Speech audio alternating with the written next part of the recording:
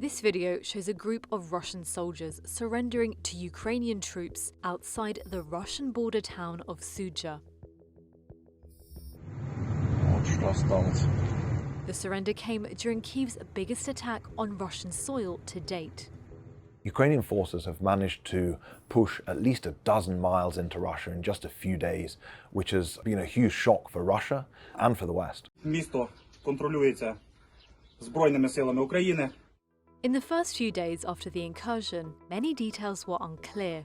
The journal verified social media footage, analysed satellite images, and spoke to land warfare experts to understand how Ukraine managed to pull off one of its most ambitious operations in this war. So this is a full-fledged, mechanised incursion into Russia, the first since 1941. The offensive took place in the border region of Kursk, which sits on a stretch of some 300 miles of the Ukraine-Russian border, relatively unscathed by the war.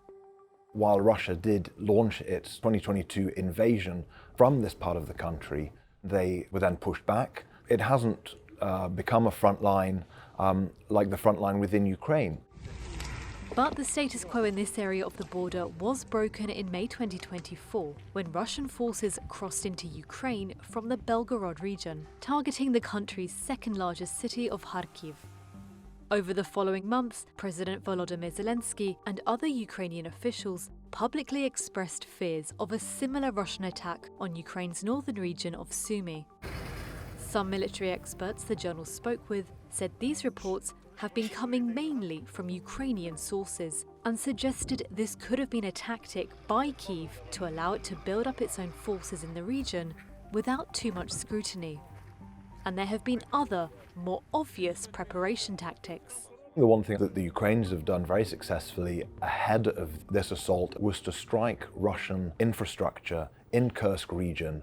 Clearly they were preparing the ground so that when they launched this attack, it was able to move faster and have a bigger impact and to impede Russia's response.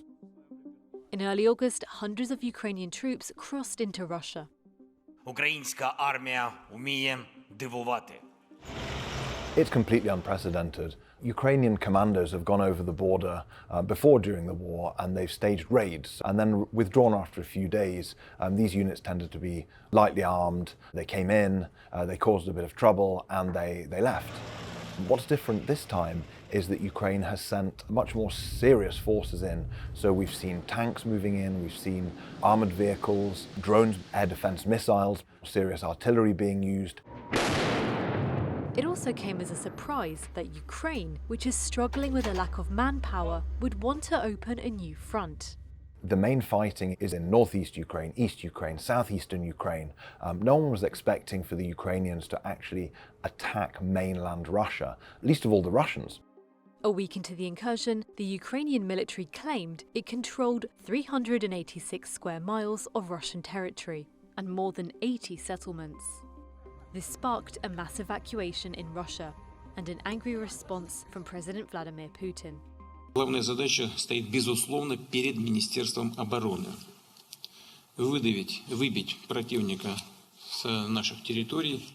Ukrainian troops are on fast-moving armoured vehicles so they can move quickly and exploit opportunities. What they've done is now they've gained a foothold to strike Russian reinforcements as they come in before they can hit the battlefield.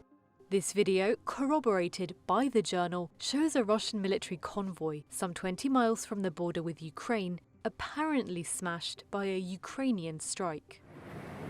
A military analyst with the International Institute for Strategic Studies, a think tank, said Russia has been overconfident, leaving its border exposed with poor defences. Satellite images show fortifications, such as rows of concrete pyramids, designed to obstruct tanks and trenches. But Russia appears to have had weak forces in position.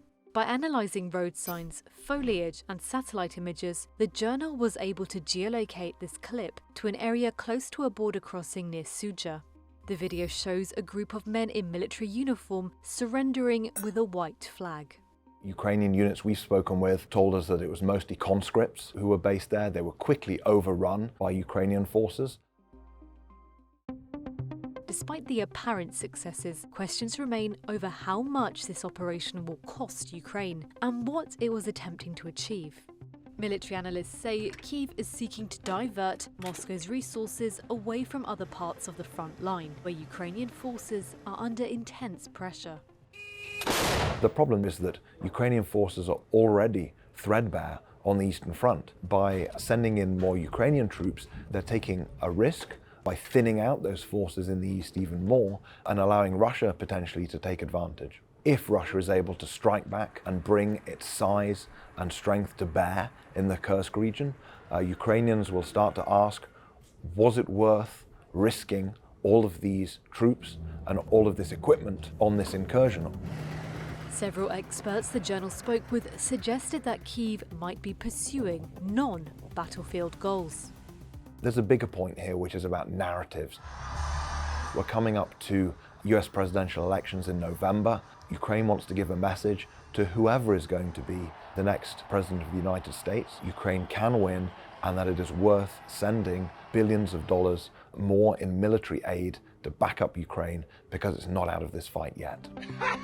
Слава Україні!